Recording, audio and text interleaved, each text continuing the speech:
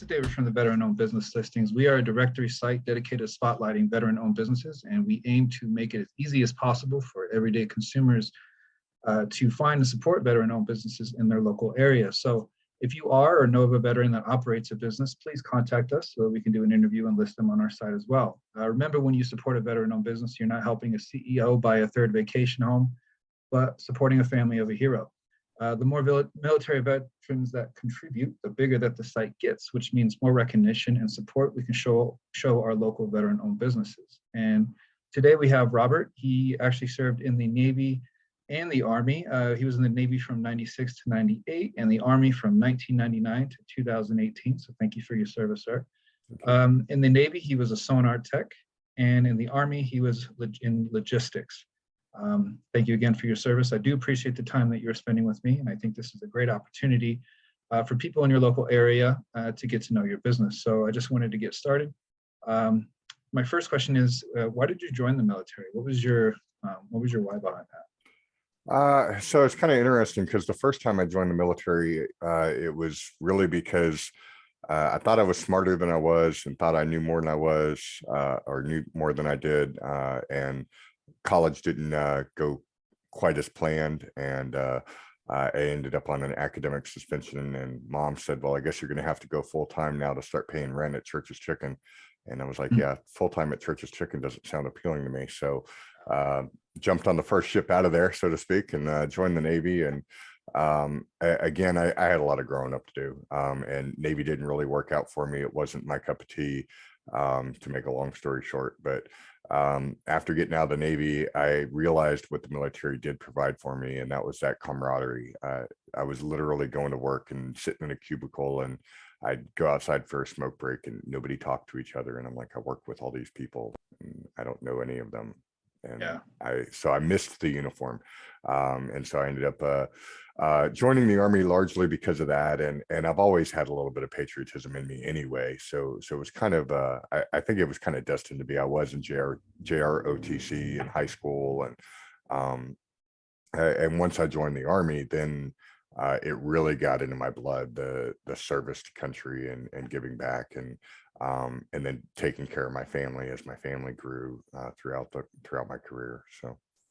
Okay, right on. Yeah, that's great. That's great. I mean, that's something that I learned too, the camaraderie, and something that I also miss is just being around different people. One of the things that I really liked about being in the military is you get to not only meet people from different walks of life, but learn from their experiences as well, which I thought was really, really cool, and something I could take away on my own personal life. Sometimes what not to do, and also a lot of times what to do and how to act. So I thought that was great. So with that being said, I mean, is that something that we could piggyback off the next question? Which is what did you learn being in the military? I guess leadership has really become a passion for me. I've become a big student of leadership in all of life, not just military leadership, because the military has its own flavor of leadership, but I read a lot of leadership books, huge John Maxwell fan. And I think the military really helped me see that leadership isn't just a natural born trait, and a lot of people think it is. It is a skill that can be developed. And it helped me see that different people need to be led differently. You can't have one specific set of tools and lead everybody with that. So you've really got to diversify as a leader. Absolutely. You hit the nail on the head with that. I absolutely agree. Have you heard of, because I read a lot of leadership books too, and John Maxwell, he's great. I also listen to a lot of Jim Rohn. He's really good. Yep. The book I'm currently reading right now, I don't know if you've ever heard of it. It's actually recommended by Jim Rohn. May he rest in peace. But it's The Richest Man in Babylon. I've read it. I love that book. Great. Love that book. Yeah. I get chills just thinking about it. That was one of the first financial education books I read. I think I read that one followed by Rich Dad, Poor Dad. So really helped give me some insight into money. Absolutely. Sure. And honestly, I wish I would have, because I've been listening to Jim Rohn for years now, and he's always talking about this book. And I was kind of like, yeah, I'll do it later. And one of his segments, he was saying, some people will take my advice. I'm just kind of quoting. This is not exactly what he said, but he says, some people are going to take my advice, some people aren't. And I was like, well, and I started eating an apple a day. Like he always says, if you're not going to eat an apple a day, then chances are you're not going to do the other things that he Mhm. recommends. So I was like, you know what? I'm just going to get this on Amazon. It was like, I think $15 or something like that. And it is literally, I'm almost done with it. It's literally changed my life already. Yeah, it's a In a quick positive book way. too. Yeah, It's it's pretty like short. 90 pages. It kind of reminds me of when I was reading Shakespeare in high school. Mhm. There's a lot of old school English in here, but Yeah. it's pretty easy to read. Mhm. So yeah, that's great. That's great. And so what do you like? What do you like to do when you're not working? Like when you're not running your business? Like what are some of your hobbies? Um, So the key there is you said not working. So it's few and far between, but during those few fleeting moments, I am a gamer. I've been a gamer my whole life. I'm actually sitting in front of a gaming computer setup right now with dual monitors and everything, but I get very That's so cool. limited opportunities to play anymore. Mainly a PC gamer, but I do have a PlayStation and an Xbox. And then I play games on my phone. But um, aside from that, spending time with the family, been working on the pool today, trying to get that ready. Um, and I'm a huge Marvel fan, watch every single Marvel movie and TV show. I mean, I'm a Oh geek at yeah. heart, I guess. I do all the geeky stuff. But like I said, not a lot of time for any of that stuff right now. Obviously, small family-owned business, but I also have a day job. I teach soldiers on post on Fort Lee, and then I'm also a realtor. And then we have a special needs baby at home, so I don't sleep. Yeah. But you kind of got that in being the service, right? I mean, we Yeah, really don't sleep too much. I mean, I still wake up at 5 o'clock in the morning, and last I served was 2006, like I said, and I still is still in yeah. there. So I mean, that's great. I really appreciate getting into your personal life a little bit like that, and I definitely wish you all the best with everything. And Thank I'm a you. big gamer too. I don't really have a lot of time with that, but what I'm trying to do is I have a 13-year-old, and we're trying to put together a gaming channel so There we you can go. stream and everything. So that's definitely something you could do as well. Good If you stuff. ever, Yeah. yeah. So tell us a little bit about your business model. What kind of business do you own? So we have The Escape Adventures, which is an escape room business in Chester, Virginia. Right now we have two games, and we're in the process of building our third game right now. We opened July of last year, so almost a year now, Okay. and uh, kind of started off as a uh, kind of weird how it started, I guess you'd say. I've always had a little bit of the entrepreneurial spirit, and I was about a year and a half away from retirement when my older son was graduating from high school, and went out to see him in Oklahoma when he was graduating. And he said, "Dad, let's go do an escape room." And I said, "What's that?" I had no idea what it was. So he says it's a live action game and we got to solve puzzles. And I'm like, okay, yeah, you said game, you had me a game, right? So we went and we did it. And to be honest, it was not a very good experience. Oh, really? It was really poor production value, really poor story. Puzzles weren't that good. I mean, just the whole thing was. I probably could have recreated it with $300. I mean, it was really it's just probably the poorest quality I could imagine for an escape room now after having been in the industry. But I left out of that going, yeah, I don't know if this is a fad that's going to last. I mean, this was 2016, so this Okay. was a while ago. And so left out of that, and then he came up a few months later. We were living in Washington at the time, and he came up for a visit before his deployment. He was in the Army Reserves, and so he came up to see us before his deployment and wanted to do another escape room. So he had a friend that was living up there, and so we all got together. We found an escape room up in Seattle, and we went to it. And as we were leaving that escape room, which we had a fantastic time, really well done, Egyptian themed, sand on the floor, everything looked and felt authentic. I felt like I was actually in an Egyptian tomb. That's Um, cool. and left out of there, and there was customers waiting for the room to get reset for them to go into the same room we just left out of. And so my business brain started kicking in, and I started doing what we call napkin math. And Yeah. I was like, oh my God, what a profitable business this can be. So then having a business degree, I sat down started actually doing the research into the industry and where it came from and how everything was done and structured. And then obviously that proved my napkin math wasn't quite as lucrative as it originally panned out to be, but it still showed, okay, this is still a viable business option. So I wrote up a business plan, and I had the business plan completely set before I retired, and then retired, moved out here to Virginia. And when we first moved out here, we started looking for a place and started looking for funding, because for some reason in my brain I thought, okay, retired veteran should be able to get some funding for a business, and start this business and get it done right. And yeah, that doesn't Didn't exist. work out. So it's like, okay, well, we're going to put this on the back burner now. It's not the right time. And put it on the back burner. Really didn't think much of it for a couple of years. And then some stuff just kind of all fell into place at the right time. And we got some stuff together and opened up last July, and then added a game last fall. And now we're getting ready to add our third game.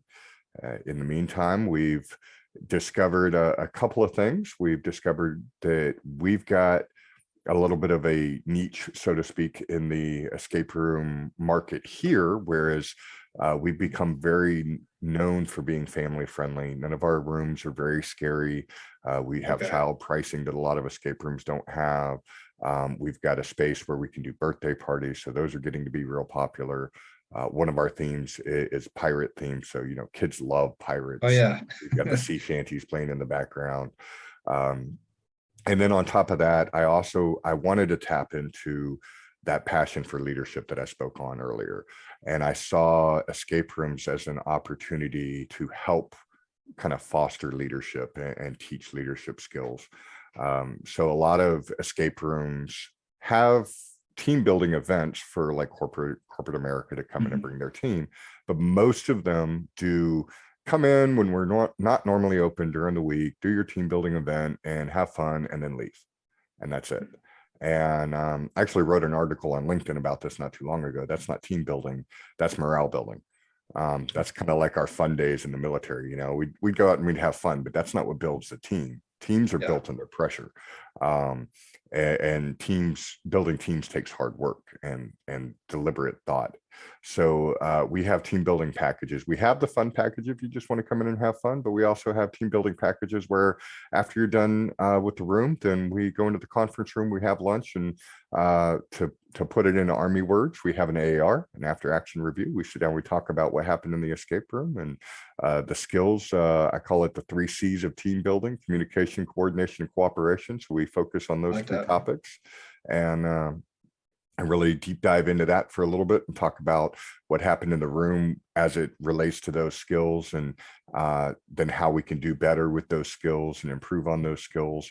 And so that's what I call the growth package. And then the last option is the results package, where you do the escape room, then we do the breakout session, and then you do another room. So you can actually see the results right there on the spot. So still working on marketing that a little bit and getting a little more business in that avenue. But most people I talk to love the idea. So I think we got something there. It's just a matter of getting the ball rolling. Absolutely. I mean, that's definitely something that's crucial, is kind of setting yourself apart. I mean, yeah, there could be, it's probably other escape rooms in your area, but it seems like you're focusing on the whole aspect of the individual, and the family as well. So, I mean, that's great. And what's your average price per package? For the team building or for just coming to do the escape rooms? Either one. I mean, what's so just coming to do the rooms, you're looking at $25 per adult, $15 per children under the age of 13, and kids under 5 are free. And then we do offer, obviously, military discount, first responder discount, a couple other discounts at 10% on most of those. So got some deals there. Birthday packages run a little bit more, and with that we provide pizza in the conference room, and we're actually getting ready to up the game on that. We're getting some t-shirts made, so the birthday child or adult is going to get a t-shirt with the birthday package that says that they escaped from whatever room they escaped from. And then we're going to have some decorations already ready for them too. So that's in addition to the birthday package that we're going to be offering soon. And then our team building packages for the fun package, if it's during times when we're not normally open, that's $30 per person to just come in and have fun when we wouldn't normally be open. And then our growth package starts at 500, and depends on how much the group's wanting out of it, what industry they're in. If it's an industry that I'm not real familiar with, then I'm going to need to do some research so that I can Right. talk and not sound retarded when I'm talking to them. But you know, I try to make sure I'm giving something worth their time, and not giving something that they're not going to take value from. So if it's, like I said, an industry I'm not familiar with, then I'm going to have to do some additional research on that. Yeah. I mean, it seems like it's definitely valuable, especially if it, like you said, it builds leadership, but it could also potentially build morale too, which is pretty important as well. And what areas do you serve? Is So it like a mile radius? I mean, we're in Central Virginia. We're in between Richmond and Fort Lee, Okay. and we have people that come. I've had people come, not even like taking a vacation wise come, but just looked us up and was like, okay, we're going to drive 2.5 hours to go do this escape room. Wow. So we've had that happen. We've had plenty of people come in that were out of towners and we're looking for something to do, and so tourists, so to speak. And then most of our locals are probably within a 35-40 mile radius of our location. Okay. So you're not just kind of stuck in one area. I mean, it's whoever decides to come by. Yeah, pretty Pretty much. much. Okay. And if you had to start over from day one, what would you have done differently? I think the number one thing we've actually talked about this is we probably would have gone with a mobile escape room first, Mm, just because the overhead is even lower. Once you have whatever it is, whether it's a trailer or camper, I've seen them done in buses. There's a bunch of mm, mobile escape rooms out there, but once you have that, then you don't have the overhead of like rent and right. electric and stuff like that. So it's a lot easier to get into the black that way. Um, the overhead of rent starting off and getting the word out there and getting enough customers in to pay the rent has probably been the number one, by the skin of our teeth, so to speak. Yeah. So that would be number one, and probably number two would be um, taking just a smidgen more time before we open to really deep dive into learning SEO and online marketing and advertising, and learning that on the fly as I've gone, or as we've gone through this, has been one of those things that, looking back, okay, I could have probably had a little bit more knowledge in this before we started, and it probably would have Yeah. helped us. But those would probably be the two things. Okay. And now, what is the best way that someone interested in your service can contact you? I mean, do you have like a website built? Like email, phone number is the best? Like you All of said, the above. So okay. Okay. we're all over the place. So we're at theescapeadventures.com. So we got a full-fledged website there. We also are on Facebook. So you can look for us on Facebook, The Escape Adventures. Same thing with Instagram and TikTok. We're on both of those as well. Don't think we have a Twitter handle. But yeah, pretty much every place else: Facebook, Instagram, TikTok, and website. And then you can reach us via email, admin@theescapeadventures.com, or you can just call the store directly, 804-571-6246. Okay. Perfect. And have you kind of dug into Reels, like the Instagram Reels? I think that would probably be a good, A something good. little bit. We've been doing more with TikTok than we have with the Yeah, Facebook and that's good Instagram too. Reels. And they don't convert over quite as well as I'd like. Just Mm, because you can export from, excuse me, from TikTok to Instagram, but then it like crops the video and makes the video not look the same as it does on TikTok. So it's kind of um weird. yeah, it's a little weird, but we've been playing with it, having some conversations with some different marketing people right now, trying to figure out if we're going to change direction at all, if we're going to try to optimize some things a little bit better, and just try to figure out the best recipe for success on that front. But we do have a fantastic team that's helping us with some organic content on Facebook right now. That's that's been great. doing a great job for us. So pretty pleased. That's awesome. Yeah, I mean, it's definitely important. Marketing is one of those things that if you know what you're doing, or if you hire someone that knows what they're doing, it can definitely have a big impact Mhm. on your business. And do you have any words of advice for other veterans that have or looking to start a business? Maybe not necessarily in this industry, but just in general. Do you have any kind of words of advice? I love the Steve Harvey quote.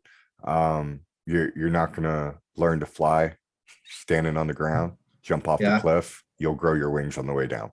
that's awesome. And it's um, so many people think I need to learn more. I need to do more research. I need to do this. I need to do that. I can't start yet. Just start. You'll figure it out. It's a learn as you go type of process. Being an entrepreneur, you're never going to know enough. So Absolutely. just get started.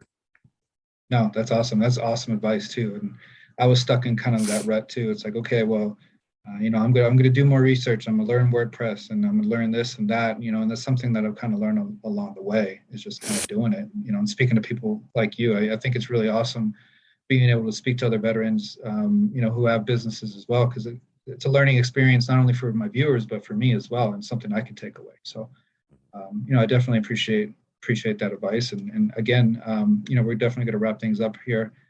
So I appreciate you taking the time to do this interview. This has been great.